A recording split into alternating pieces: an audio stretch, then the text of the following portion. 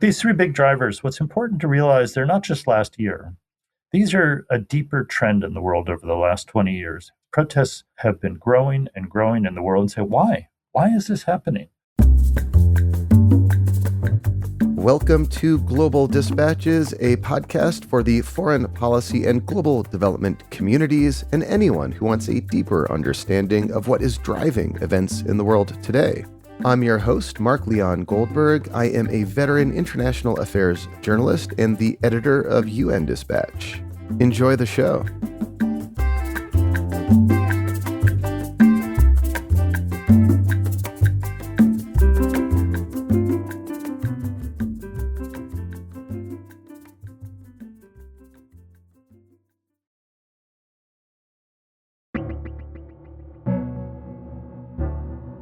"2025 was a year of global protests.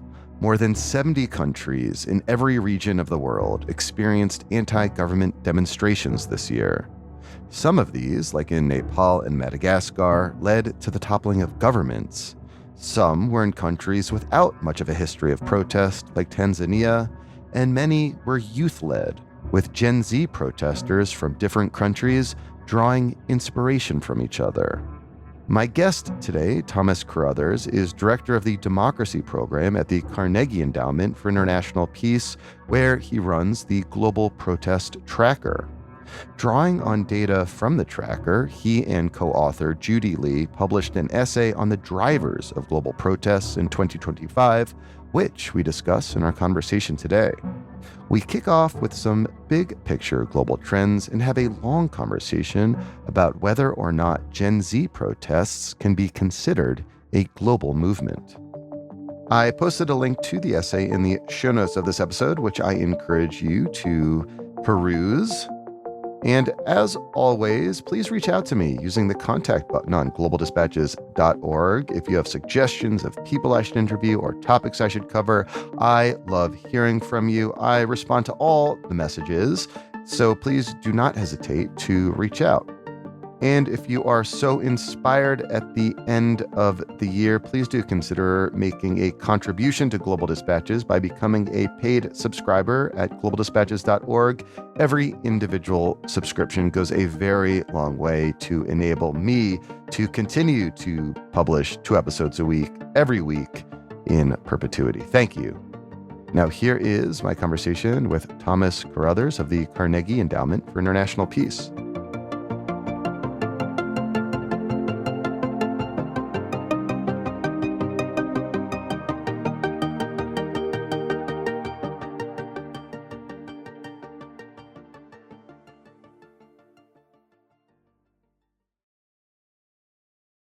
Thomas, thank you so much for speaking with me.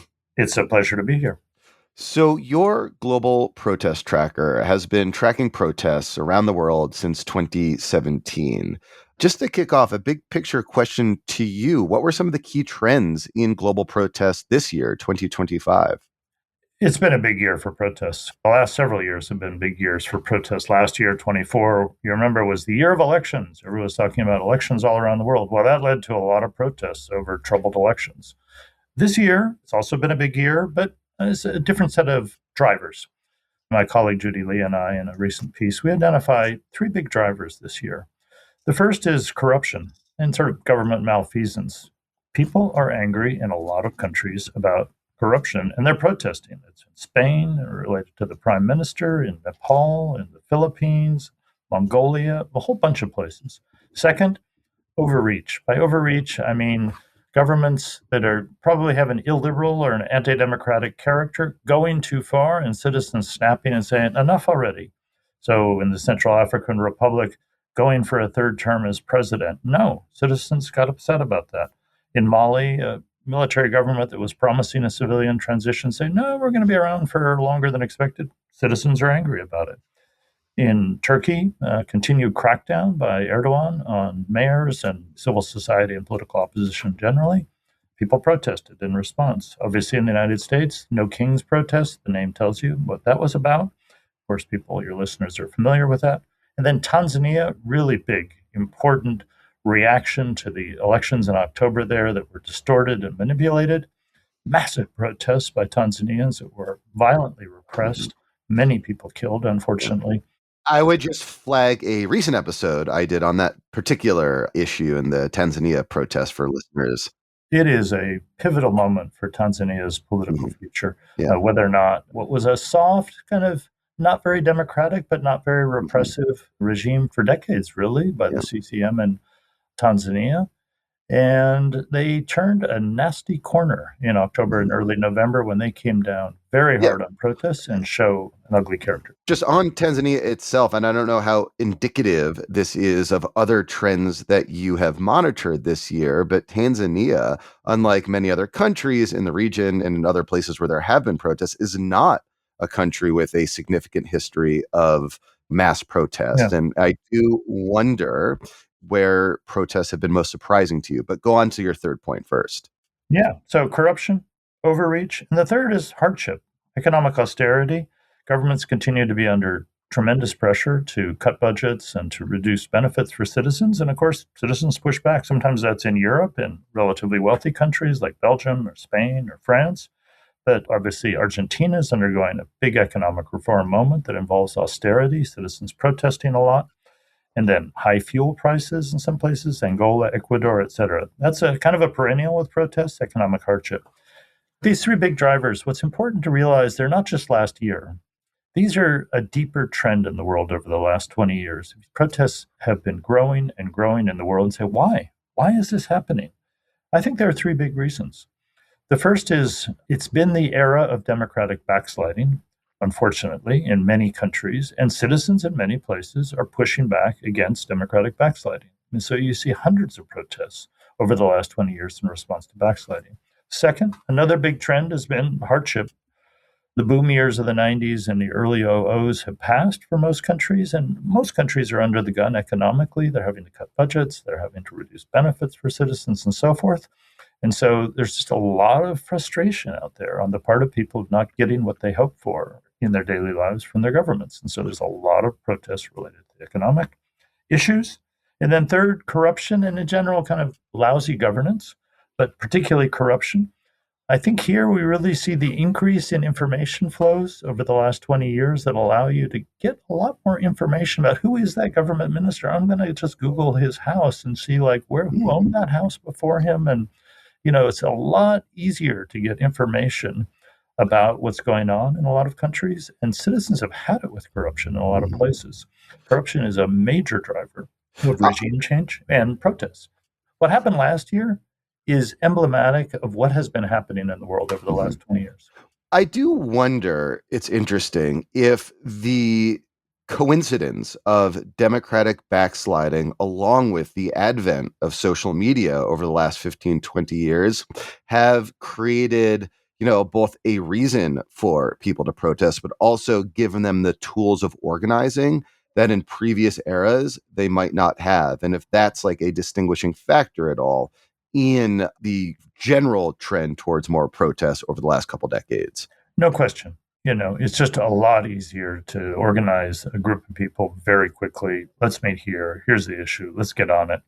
And it's both the ability to organize, but underlying that, equally important is the ability to get information, to find out what's happening, whether it's in your own country or, hey, this is happening in other countries. People are protesting. We should protest too. There's a lot of contagion effect. I think it's not direct often. Isn't this protest led to that protest particularly? But it's in the air. Citizens are aware that people are out there pushing. And so technology is both the ability to organize, but the ability to get information is crucial, I think, to the protest. But you're absolutely Mhm. right. It's no coincidence in the last 20 years, the advent of handheld Mhm. technologies that give us tremendous access for organization and for information is a So, sort of secular trend, increasing protests in the world. so we discussed Tanzania. Were there any other protests in 2025 in places that surprised you that potentially did not have much of a history of mass protest, but yet it occurred?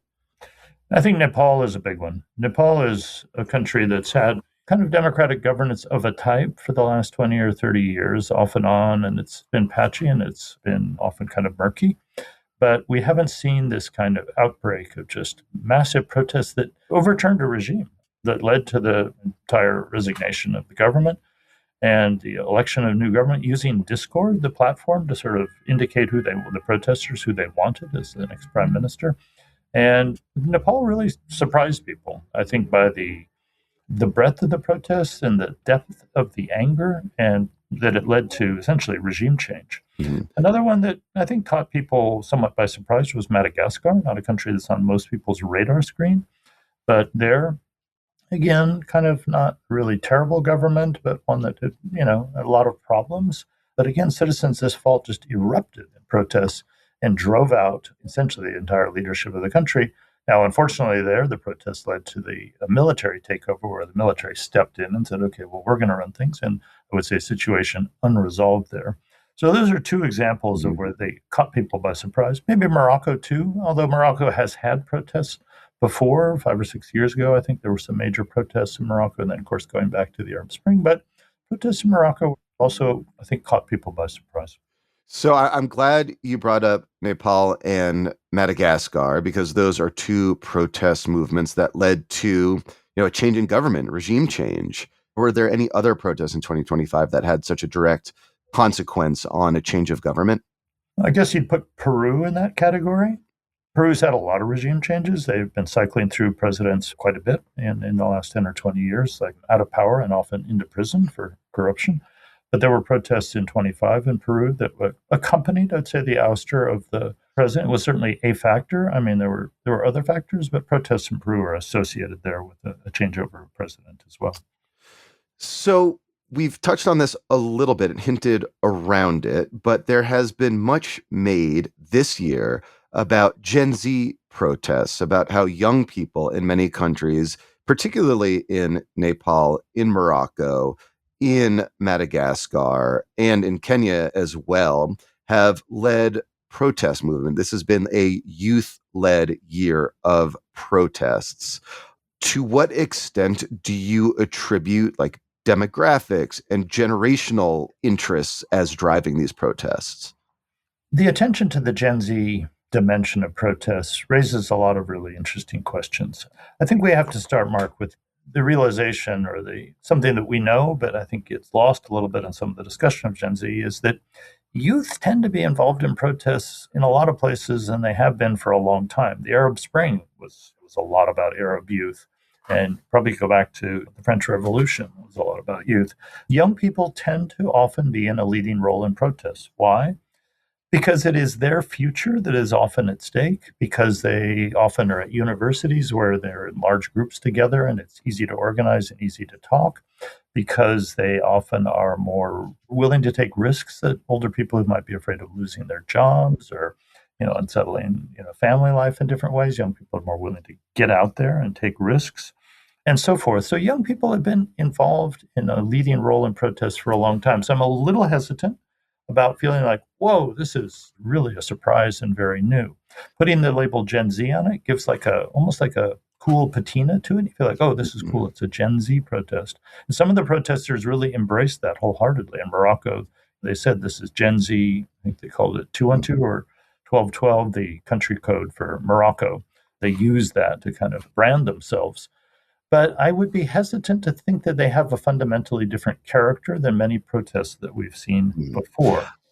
I guess what's interesting to me, at least, about many of the Gen Z protests is how they seem to draw inspiration from each other and like literally have united under like a particular Gen Z banner. They use many protests in Madagascar, in Morocco, and elsewhere have united under the symbol used in the Japanese manga series One Piece. It's basically like a skull and crossbones, but the skull is grinning, and it's drawn from a long-running Japanese anime series in which the kind of hero of the series, Luffy, is like a young, fearless, joyful pirate fighting a corrupt establishment. You see in these really disparate places people waving this like Japanese anime banner, seemingly, again, like drawing inspiration from each other, which is interesting to me. It is. The Straw Hat Pirates meme is really something very notable. And it's a reflection of the fact that in today's world, young people they have a cultural horizon that is very wide. They pick up cultural references from a lot of different cultures. Such references, memes, and so forth spread very quickly thanks to technology. And so, in a lot of parts of their life, they're picking up their musical tastes, their dance tastes, their fashion tastes, their political tastes, etc., or not tastes, but if you will, inclinations from outside their borders. So, this is something significant. But we also have to be careful with thinking of this as a movement in the sense that I saw a reference in one piece I was reading about protests to the Gen Z global protest movement. Now, a movement implies that, people in Nepal are really working directly with people in Madagascar and strategizing together, supporting each other, maybe going to each other's country and participating in protests. If we think back to like the anti globalization protest movement of the early 2000s, that was a genuine transnational movement in which people were working together very actively. This is more associational, as you say, drawing inspiration, sharing cultural references, showing the Straw Hat Pirates flag and so forth. But it's not a movement in a deeper sense that you'd say, wow, there's a coordinated set of actions here that constitutes what we would traditionally think of as a transnational social movement. So definitely a lot of association, inspiration, and contagion, but I would stay short of the concept of a movement. So, okay, it might not be a coherent movement, but at least to me, it's interesting that like the drivers of the protests are very similar in each of these cases, even though, the local factors are different. And, we kicked off our conversation today where you explain each of those top three drivers. And yet, despite the fact that the local contexts are different, they are still kind of waving this unifying flag. Yes, you're right. Young people feel like, hey, we're all kind of in the same boat in the world today. We face the same kind of issues. Now, obviously, someone in Nepal faces very different issues than somebody in Tanzania in a certain sense, but there's a lot of shared sense of like our generation is getting the short end of the stick here economically. We missed the boom times. We have to live with all the negative consequences of it. We're getting the short end of the stick on democracy because the older generation has just sucked up all the power and is holding on to it ferociously. We've missed it on corruption. They've enriched themselves, and we've got to do this. So there's a sense of common plight, I think, that does cut across borders among young people that you're right, is powerful and is something that, again, is not really a movement, but it reflects a transnational trend that we do need to give very close attention to, as do leaders who are being challenged by these movements. I take your point that this is not a global movement, but I'm wondering if it's a regional movement in certain cases, particularly in Africa. And, I'm thinking back to, say, the Milk Tea Alliance like 15 years ago. I've been doing this a long time, Tom. I remember the Milk Tea Alliance, which was, again, like a youth-led pro-democracy protest movement, mostly in Asia and Hong Kong, Thailand, and elsewhere, that were fighting for democratic rights. And they called themselves like the Milk Tea Alliance because these are countries in which culturally you put like milk in your tea. And I wonder if maybe this is not like a global movement, but if you dial down into regions in Africa in particular, if there is maybe something more about this being like a Gen Z phenomenon. You look at the demographics of Africa and most of people there are, 15 or, younger or, not even Gen Z, Gen Alpha, with the next highest proportion of people being in Gen Z who are leading many of these protests. No question that a sense of common plight, and therefore the contagion effect, is stronger within a region or a sub-region. And you're right, within sub-Saharan Africa, you've certainly seen some of that between Kenya, Madagascar, Tanzania, Central African Republic, Togo, Mali, et cetera, protests last year. So you can definitely point to some strong contagion effects, particularly when you have a country like Kenya, which is very prominent in the region and always been a kind of regional leader on certain sort of issues. And the protests there, I think, have really struck other young Africans. So yes, and also South Asia. I mean, the fact that you had Sri Lanka back in 2022, very powerful protest movement there. 24, Bangladesh, protest movement that chased the government out of power. 25, Nepal. South Asia also a defined sub-region where people do pay attention to each other more than they would globally. I think you also see these contagion effects. So you're right. There are certain sort of sub-regional or regional nucleuses or sort of locuses of protests that are more intense than the general kind of global picture.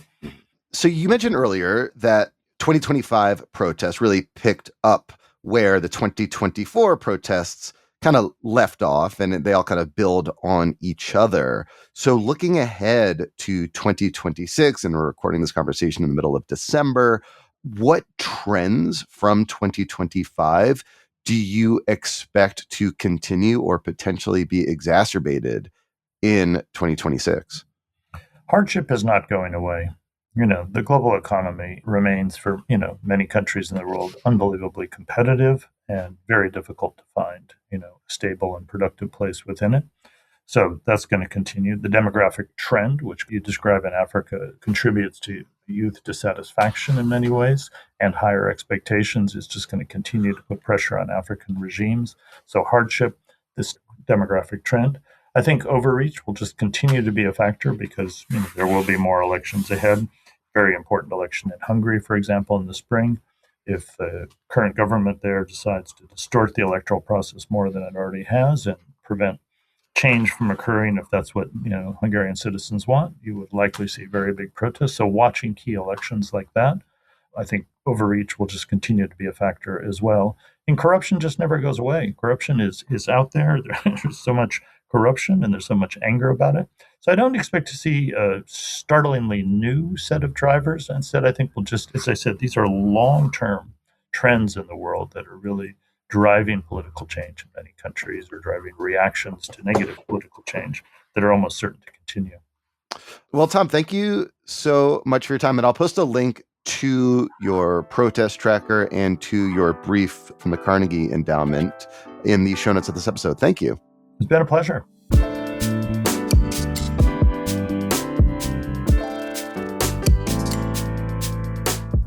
Thanks for listening to Global Dispatches. The show is produced by me, Mark Leon Goldberg. It is edited and mixed by Levi Sharp. If you are listening on Apple Podcasts, make sure to follow the show and enable automatic downloads to get new episodes as soon as they're released. On Spotify, tap the bell icon to get a notification when we publish new episodes.